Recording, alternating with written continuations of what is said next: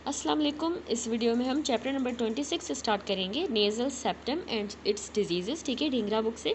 तो इसमें सबसे पहले एनाटॉमी बताई गई है नेज़ल सेप्टम की, कि हमारा जो नेज़ल सेप्टम होता है वो 3 पार्ट का बना होता है। कोलुमेलर सेप्टम होता है, मेम्ब्रेनस सेप्टम और इसके अलावा सेप्टम प्रॉपर। साथ साथ अगर फिगर देखेंगे तो और ज़्यादा इजी हो जाएगा। सबसे पहले देखें, जो कोलुमेलर सेप्टम होता है ये असल में कोलुमेला का बना होता है। ठीक है, इसमें मीडियल क्रूरा होगा एलर कार्टिलेजेस का, जो कि हम पहले चैप्टर में पढ़ के आए हैं। एलर कार्टिलेजेस होते हैं मीडियल और लेटरल।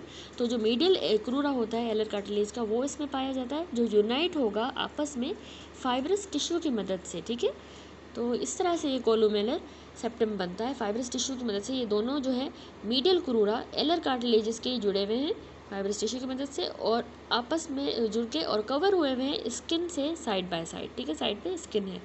दूसरा हमारा होता है मेम्ब्रेनस सेप्टम, जो हमें यहाँ पे विजिबल है। तो ये जो मेम्ब्रेनस सेप्टम है, इसमें डबल लेयर होती है स्किन की। ठीक है, ये भी याद रखिएगा कि इसमें डबल लेयर है स्किन की, और इसमें कोई भी बोनी या कार्टिलेजिनस सपोर्ट नहीं होती। तो ये हम सारा नाक में जो बीच में सेप्टम है उसकी डिटेल देख रहे हैं। ठीक है, तो उस वाले पार्ट में कोई भी बोन या कार्टिलेजिनस सपोर्ट नहीं होती। तो ये हमारे कोलुमेला के और जो कॉर्डल बॉर्डर होता है ना सेप्टल कार्टिलेज का, नीचे वाला बॉर्डर, उनके दरमियान ये फ्रीली लाए कर रहा होता है। यानी ये सेप्टल कार्टिलेज का कॉर्डल बॉर्डर, ये कोलुमेला, इनके दरमियान ये मेम्ब्रेनस सेप्टम, नाम से पता चल रहा है मेम्ब्रेन वाला है, वो लाए कर रहा है। अब दोनों ये कोलुमेलर और ये मेम्ब्रेनस जो पार्ट होते हैं ना, ये फ्रीली मूवेबल होते हैं from the side to side. इसके अलावा तीसरा होता है हमारे पास सेप्टम प्रॉपर। अब सेप्टम प्रॉपर जो है, इसमें ऑस्टियोकार्टिलेजिनस फ्रेमवर्क है, यानी बोन का और कार्टिलेज का, और ये म्यूकस मेम्ब्रेन के साथ कवर हुआ होता है। तो इसके प्रिंसिपल कॉन्स्टिट्यूएंट कौन से होते हैं? एक तो इसमें होती है हमारे पास perpendicular plate of the ethmoid bone.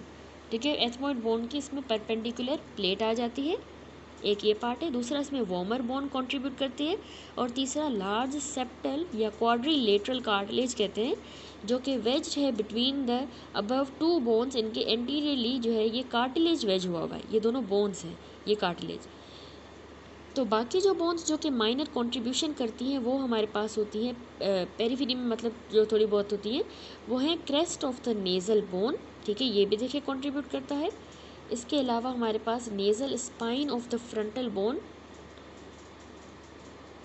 Rostrum of sphenoid, ये हो गया रोस्ट्रम ऑफ द स्फीनॉइड। इसके अलावा crest of the palatine bone भी कंट्रीब्यूट करेगी, और क्रेस्ट ऑफ द मैक्सिला भी,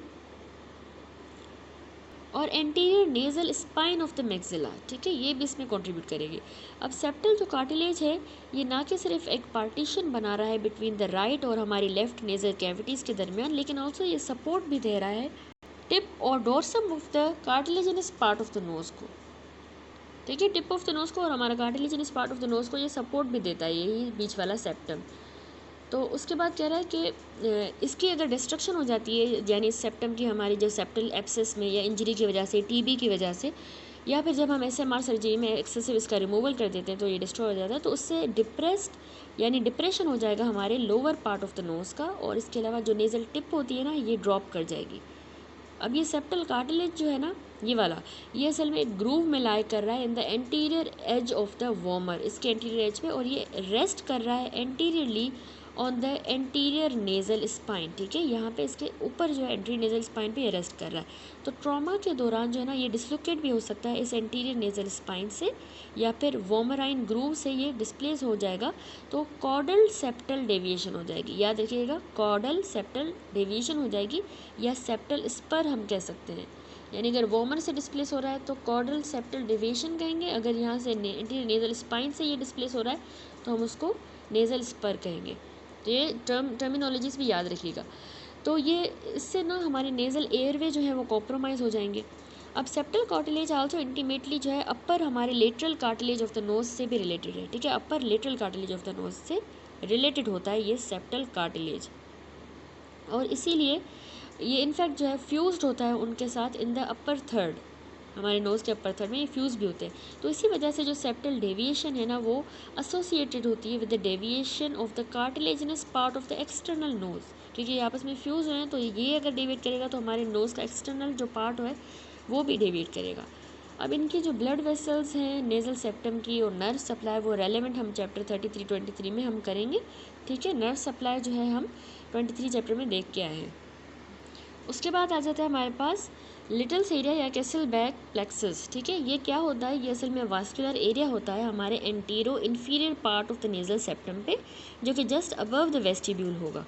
तो एंटीरियर एथमोइडल, ठीक है, याद रखिएगा। साथ साथ आर्टरीज के कौन सी हैं, एक तो एंटीरियर एथमोइडल, स्फीनोपैलेटीन, ग्रेटर पैलेटीन, इसके अलावा septal branch of the superior label artery, इनकी सेप्टल ब्रांच, ठीक है। और इनके जो साथ साथ कॉरेस्पॉन्डिंग वेन्स भी होंगे ना, वो सब यहाँ पे एनास्टमोस करेंगे, ठीक है, इन्हीं आर्टरीज की कॉरेस्पॉन्डिंग वेन्स।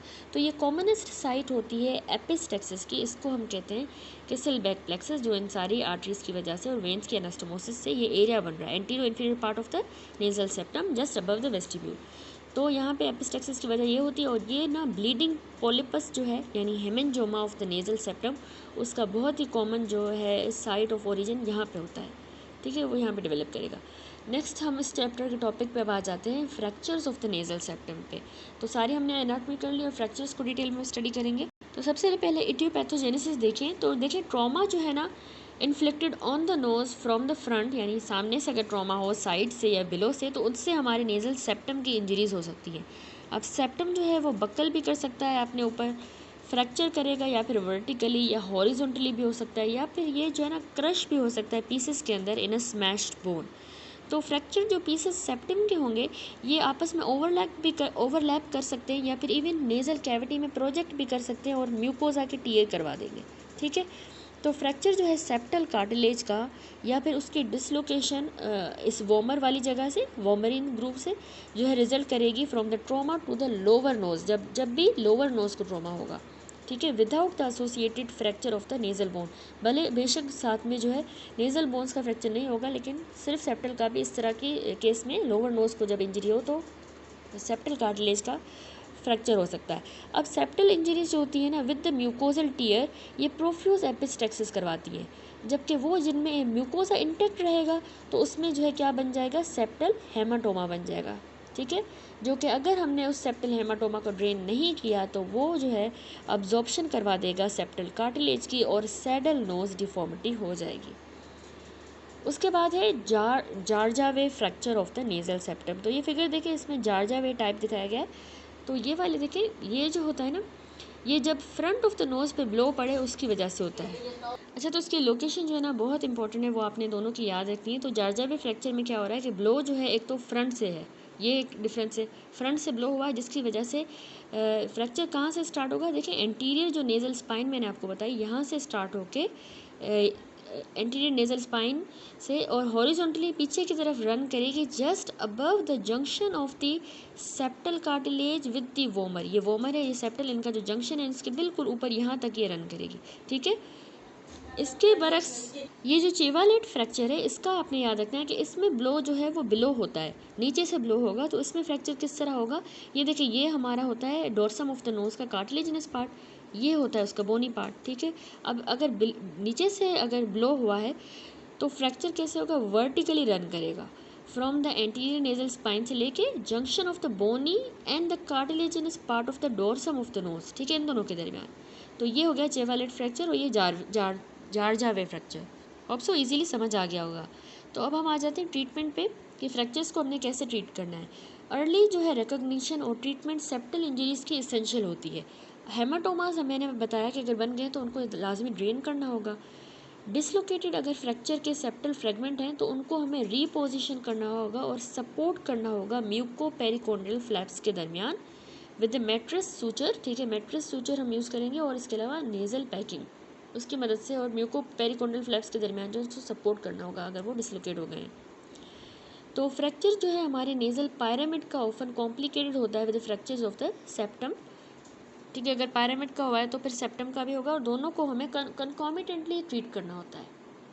अब कॉम्प्लिकेशंस क्या हो सकती है, सेप्टम बहुत ही ज़रूरी है, इंपॉर्टेंट है कि हमारे जो लोअर पार्ट होता है ना एक्सटर्नल नोज़ का, उसको सपोर्ट करता है।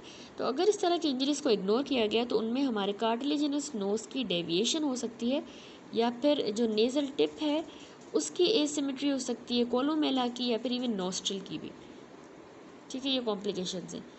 तो उसके बाद हमारे पास आ जाता है नेक्स्ट टॉपिक DNS यानी कि डेविएटेड नेज़ल सेप्टम। फ्रैक्चर्स के बाद DNS को डिस्कस करें तो ये बहुत ही इंपॉर्टेंट कॉज होता है नेज़ल ऑब्स्ट्रक्शन का, यानी कि जो नेज़ल ऑब्स्ट्रक्शन की मेन वजूहत है वो DNS होता है। इसकी इटियोलॉजी को सबसे पहले समझते हैं कि ये कैसे होता है। असल में ट्रॉमा और एरर ऑफ डेवलपमेंट जो है ये दो इंपॉर्टेंट इसके फैक्टर्स होते हैं in the causation of the DNS यानी डेविएटेड नेज़ल सेप्टम। तो ट्रॉमा को डिस्कस करें तो देखें, जब भी लेटरल ब्लो पड़ेगा हमारे नोज़ पे तो वो हमारे सेप्टल कार्टिलेज की डिस्प्लेसमेंट करवा देगा वॉमरीन ग्रूव में से और मैक्सिलरी क्रेस्ट में से। ठीक है, तो उसका फिगर देखिए, मैंने आपको यहाँ पे शो किया कि ये होता है क्रेस्ट ऑफ द मैक्सिला और इसके अलावा यहाँ पे जो है वॉमरीन। तो जो वॉमरीन ग्रूव है और मैक्सिलरी क्रेस्ट है, यहाँ से सेप्टल कार्टिलेज की जो है वो डिस्प्लेसमेंट हो जाती है जब भी लेटरल ब्लो होता है। जबकि अगर क्रशिंग ब्लो की बात करें जो कि सामने से होंगे तो उसमें बकलिंग हो सकती है, ट्विस्टिंग हो सकती है, फ्रैक्चर्स हो सकते हैं और डुप्लीकेशन भी हो सकती है नेज़ल सेप्टम की with the telescoping of its fragment, यानी फ्रैगमेंट्स जो है एक दूसरे के ऊपर भी आ सकते हैं। तो इंजरीज जो है हमारे नोज़ को ये ज़्यादातर बचपन में होती हैं और ओवरलुक हो जाती हैं, यानी इतना ध्यान नहीं दिया जाता। तो इवन अगर हिस्ट्री भी हमें मिलती है, यानी किसी केस में हमें हिस्ट्री नहीं भी मिल सकती, तो ट्रॉमा जो है वो बर्थ के दौरान यानी जब डिफ़िकल्ट लेबर होता है तो उसमें भी ट्रॉमा हो सकता है जब नोज़ जो है वो पास हो बर्थ कनाल से, प्रेस्ड हो, ठीक है, प्रेस हो जाए जब उसका पैसेज हो रहा हो बर्थ कनाल से, तो उसमें भी हो सकता है। इसके अलावा बर्थ इंजरीज जो है ना वो इमीडिएटली अटेंड की जाती है ताकि septal deviation later in the life ना हो जाए, तो उनको हमें ज़रूर जो है अटेंड करना होता है। दूसरा मैंने कॉज आपको बताया डेवलपमेंटल एरर हो जाता है। तो देखिए नेज़ल सेप्टम जो है ना हमारे टेक्टोसेप्टल प्रोसेस के थ्रू जो कि डिसेंड करेगा, नेज़ल सेप्टम यानी टेक्टोसेप्टल प्रोसेस के थ्रू बनता है जो डिसेंड करता है to meet the two halves of the developing palate in the mid line. जो हमारी दो पैलेट्स होती है ना उनको मिड लाइन में उनको जोड़ता है। तो प्राइमरी और सेकेंडरी डेंटिशन के दौरान जो है फर्दर डेवलपमेंट इसकी होती है हमारे पैलेट के अंदर, जो डिसेंड करेगी और वाइडन करती है टू अकोमोडेट द टीथ, ताकि उसमें टीथ जो है वो अच्छी तरह से अकोमोडेट हो, तो वो वाइडन भी होती है हमारी पैलेट और डिसेंड भी करती है, नीचे आती है। तो अब अनइक्वल ग्रोथ जो है हमारी पैलेट के दरमियान और इसके अलावा बेस ऑफ द स्कल के दरमियान जो है वो बकलिंग करवा देगी इस नेज़ल सेप्टम की। ये मेन वजह यही है कि बेस ऑफ द स्कल और पैलेट जो है वो अनइक्वली ग्रो करेंगी। जो माउथ ब्रीदर्स होते हैं, जो मुंह से सांस लेते हैं, उनमें एक एडिनोइड, जिस तरह एडिनोइड हाइपरट्रोफी वाले लोग होते हैं तो उनकी जो पैलेट होती है वो हाई आर्च्ड होती है, ठीक है, बहुत ज़्यादा उनकी पैलेट आर्च होगी, तो उनमें जो सेप्टम है हमेशा हमें डेविएटेड ज़्यादातर मिलता है। तो अगर हम फिगर देखें 26.3, इस फिगर में देखिए यहाँ पे हमारे पास शोन है DNS जो कि हाई आर्क्ड पैलेट के साथ एसोसिएटेड। ये पैलेट है, बहुत आर्क्ड है, ये नोज़ है, तो उसमें DNS हो गया है, ठीक है, क्योंकि ये बहुत ज़्यादा ऊपर आ गई है तो जाहिर सी बात है ये डेविएट हो गया है सेप्टम। तो इसी तरह DNS जो है हमें क्लेफ्ट लिप और पैलेट के केसेस में भी मिलता है जिनमें डेंटल एब्नॉर्मलिटीज़ होती हैं। तीसरा जो है आ जाता है हमारे पास कॉज डेवलपमेंटल एरर के अलावा रेशियल फैक्टर्स भी होते हैं। तो कॉकेशियंस जो होते हैं ना उनमें ज़्यादा होता है DNS बनस्बत ब्लैक अमेरिकन्स के। हेरिडिटरी फैक्टर्स भी रोल प्ले करते हैं, जो सेवरल फैमिली मेम्बर्स होते हैं उनको डेविएटेड नेज़ल सेप्टम हो सकता है। अब आते हैं हम टाइप्स ऑफ DNS पे। तो इस फिगर में देखिए यहाँ पे हमारे पास टाइप्स ऑफ DNS शोन है। डेविएशन जो है ना वो कार्टिलेज को भी इन्वॉल्व कर सकती है, जो कि सिर्फ कार्टिलेज इन्वॉल्व हो DNS में, बोन या दोनों भी इन्वॉल्व हो सकते हैं, कार्टिलेज और बोन, ठीक है, दोनों की इन्वॉल्वमेंट। तो सबसे पहले है एंटीरियर डिसलोकेशन। तो इस फिगर को भी देखें साथ में। इसमें क्या होता है कि हमारा जो सेप्टल कार्टिलेज है ना ये डिसलोकेट हो सकता है किसी भी एक नेज़ल चैम्बर के अंदर। तो ये बेटर अप्रिशिएट होता है कि हम बेस ऑफ द नोज़ को देखें by when the patient head is tilted backward, यानी पेशेंट के हेड को पीछे की तरफ करवा के और बेस ऑफ द नोज़ को हम नोज़ को देखेंगे तो हमें इससे आइडिया हो जाएगा कि उसका एंटीरियर डिसलोकेशन हुई है, क्योंकि वो सेप्टम बिल्कुल एक कैविटी जो नेयर है, जो नेज़ल चैम्बर है, उसी के अंदर आ जाता है। इस फिगर में भी देखिए तो हमने टिल्ट किया है पेशेंट के हेड को और हम देख रहे हैं, तो देखिए ये कॉर्डल बॉर्डर जो है उसके सेप्टल कार्टिलेज का वो राइट नेयर के अंदर देखें प्रोजेक्ट कर रहा है, तो ऐसे हमें ये नज़र आएगा। इस तरह हम इसको एग्जामिन करते हैं। अगला है C शेप की डिफ्लेक्शन। तो ये वाला जो DNS होता है इस टाइप का, इसमें क्या होता है कि सेप्टम डेविएटेड है in simple curve to the one side, curve form में। अब नेज़ल चैम्बर जो होता है कनकेव साइड पे, यानी ये वाली कनकेव साइड है ना, तो ये वाला नेज़ल चैम्बर जो है, यहाँ का जो नेज़ल सेप्टम है वो ज़्यादा वाइड होगा और इसमें हमें कंपनसेटरी हाइपरट्रोफी मिलेगी टर्बिनेट्स की। ठीक है, टर्बिनेट्स जो होंगे ना यहाँ के, देखिए ये हाइपरट्रोफी कर गए हैं। अब 26.6 फिगर देखें, तो यहाँ पे हमारे पास कॉटल टेस्ट किया जाता है, जो कि हम ईएनटी वार्ड में भी पढ़ चुके हैं, लेकिन आपको मैं एक्सप्लेन कर देती हूँ कि कॉटल टेस्ट में क्या होता है कि जब हम चीक को ऐसे पुल करेंगे ना मिड लाइन से, तो हमारे नेज़ल वाल्व जो है वो खुल जाएंगे, तो उससे जो है एयर फ्लो उस साइड से ऑफ द नेज़ल कैविटी जो है ज़्यादा हो जाता है। तो अब एयर फ्लो की वजह से जो है नेज़ल हाइपरट्रोफी होती है। इस टेस्ट से भी मतलब हमें आइडिया होता है कि किस तरह जो है अगर कोई भी ओपनिंग जो है नियर जो है वाइडन जब होता है तो किस तरह उससे ज़्यादा एयर फ्लो होता है। तो इसमें भी देखें ना इसी तरह की डिफॉर्मिटी है, यहाँ वाइडन हो गया है तो और ज़्यादा एयर फ्लो होगा, तो इसी वजह से यहाँ पे सी शेप की डिफॉर्मिटी में हमें टर्मिनेट्स की हाइपरट्रोफी मिलती है। अगली टाइप है एस शेप की डिफ्लेक्शन। तो ये एस शेप का जो है ना या तो वर्टिकल या एंटेरो पोस्टीरियर प्लेन में हो सकता है। तो अब इस तरह की जो एस शेप की डिफॉर्मिटी ये बायलेटरल नेज़ल ऑब्स्ट्रक्शन कराएगी, दोनों तरफ से ऑब्स्ट्रक्शन हो सकती है, क्योंकि देखिए ये दोनों तरफ से हो रहा है, एस शेप बन रहा है इसलिए। देन स्पर है, तो स्पर जो होता है ये शेल्फ लाइक असल में प्रोजेक्शन होता है, जो कि हमें junction of the bone and cartilage पे मिलता है। ठीक है, जंक्शन एंड बोन और कार्टिलेज का जो जंक्शन है उस पर वहाँ पे ये बनता है। तो ये हमारे लेटरल वाल जो है इसको प्रेस भी कर सकता है और हेडेक भी करवा सकता है।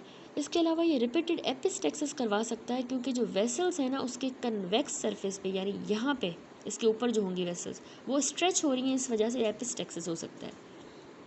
देन हमारे पास आता है थिकनिंग। तो थिकनिंग जो है ना नेज़ल सेप्टम की, ये असल में ऑर्गेनाइज्ड हेमाटोमा की वजह से हो सकती है, या फिर over riding dislocated septal fragment, आपस में ओवर राइड कर गए जो डिसलोकेट हो गए थे उनकी वजह से ये थिकनिंग हो सकती है। तो नेक्स्ट हमारे पास है क्लिनिकल फीचर्स डीएनएस के। डीएनएस जो है ना उसमें सबसे पहला जो है, एक तो डीएनएस किसी भी एज में इन्वॉल्व कर सकते हैं किसी भी सेक्स को, तो मेल्स आपने याद रखने ज़्यादा अफेक्ट होते हैं डीएनएस की वजह से। तो पहली जो इसमें क्लिनिकल फीचर होता है वो होता है नेज़ल ऑब्स्ट्रक्शन का।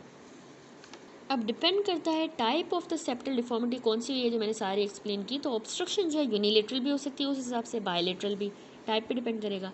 अब रेस्पिरेटरी करंट्स जो है ना वो upper part of the nasal cavity से पास करेंगे, तो इसीलिए जो हाई सेप्टल डेविएशन होती हैं वो नेज़ल ऑब्स्ट्रक्शन करवाएंगी बनस्पत लोअर वंस के। ठीक है, क्योंकि हमारे जो नेज़ल करंट्स होते हैं, एयर करंट्स होते हैं, वो upper part of the nose से ज़्यादा पास करते हैं। ठीक है, तो अगर किसी को हाई सेप्टल है, उसका सेप्टम ऊपर से ही ज़्यादा डेविएटेड है, तो उनको ज़्यादा जो है वो डिफ़िकल्टी होगी, उसकी नेज़ल ऑब्स्ट्रक्शन ज़्यादा होगी। इसके अलावा कह रहा है जब हम एग्जामिन करते हैं ना नेज़ल ऑब्स्ट्रक्शन के केसेस को, तो हमें site of the obstruction of the nose को एसरटेन करना होगा। तो साइट जो है कौन सी हो सकती है, एक तो वेस्टिब्यूलर भी हो सकती है, यानी कि कॉर्डल सेप्टल डिसलोकेशन में हमें वेस्टिब्यूलर ऑब्स्ट्रक्शन मिलती है, या जब साइनिकी हो जाए या स्टीनोसिस हो जाए। साइनिकी एबनॉर्मल अटैचमेंट्स होती हैं, अडेशंस कह सकते हैं, या स्कार टिश्यू। ठीक है, तो उससे वेस्टिब्यूल की ऑब्स्ट्रक्शन हो सकती है। अब नेज़ल वाल्व पे ऑब्स्ट्रक्शन क्यों होती है, वो भी साइनिकी की वजह से, ज़्यादातर पोस्ट राइनोप्लास्टी की वजह से। ठीक है, ये फिगर भी देखें तो पोस्ट राइनोप्लास्टी के बाद जो है ज़्यादातर, या फिर साइनिकी की वजह से नेज़ल वाल्व की जो है वो हो जाती है ऑब्स्ट्रक्शन। ठीक है, इसके अलावा एटिक होती है, अगली टाइप है एटिक ऑब्स्ट्रक्शन। तो ये ना अपर पार्ट जो होता है हमारे नेज़ल सेप्टम का उसमें होती है। ये क्यों होती है, जब हाई सेप्टल डेविएशन होगी, ऊपर की तरफ डेविएट हुआ है सेप्टम, तो उसमें हमें एटिक नेज़ल ऑब्स्ट्रक्शन मिलती है। देन अगली टाइप होती है टर्बिनल। ठीक है, टर्बिनल में क्या होता है कि हाइपरट्रोफिक टर्बिनेट्स या कोना जो है वो कॉन्का बुलोसा, ठीक है, उनकी वजह से यह टर्बिनेट की हाइपरट्रोफी हो गई है, तो टर्बिनल ऑब्स्ट्रक्शन होती है। कॉर्नल भी होता है, यानी कॉर्नल एट्रेजिया या कॉर्नल पॉलिप जो हैं इनकी वजह से भी ऑब्स्ट्रक्शन हो सकती है। तो ये ज़्यादातर यूनिलेटरल कॉर्नल अट्रेजा है वो इन्फेंसी के दौरान मिस्ट भी हो सकता है और चाइल्डहुड के दौरान, ठीक है, हमें मिल नहीं सकता, मिस्ट हो सकता है। तो कॉर्नल पॉलिप जो है ये भी मिस्ट हो सकते हैं एंटीरियर राइनोस्कोपी में, अनलेस द पोस्टीरियर राइनोस्कोपी या नेज़ल एंडोस्कोपी की जाए। तो एंटीरियर वाले में हमें कॉर्नल पॉलिप नहीं मिलते जब तक कि हम पोस्टीरियर वाली ना कर लें।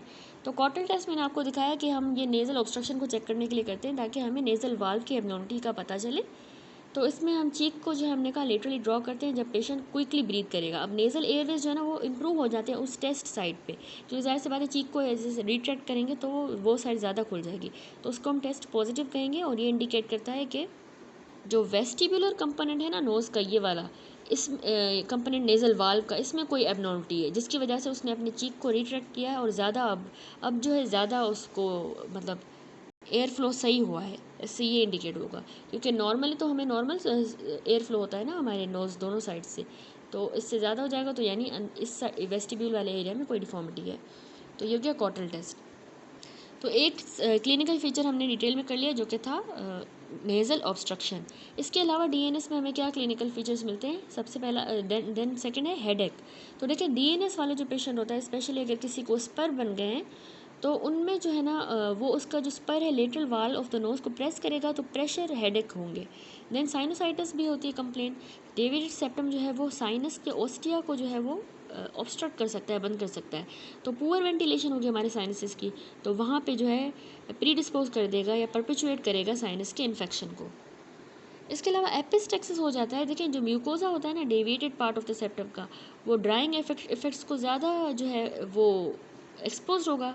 ठीक है, यानी एक पार्ट में तो ज़्यादा एयर फ्लो हो रहा है ना जहाँ पे टर्मिनेट्स की हाइपरट्रोफी हो रही है, लेकिन दूसरा वाला जो पार्ट है वहाँ पे तो ड्राइनेस होगी ना, क्योंकि यानी उसी पार्ट पे ज़्यादा, क्योंकि एयर फ्लो ज़्यादा हो रहा है तो ड्राइंग इफेक्ट होगा। तो उससे जो है वो क्रस्ट फॉर्मेशन हो सकती है, ब्लीडिंग हो सकती है। और ब्लीडिंग जो है ना वो वेसल्स जब सेप्टल स्पर बन जाता है उससे भी ब्लीडिंग हो सकती है।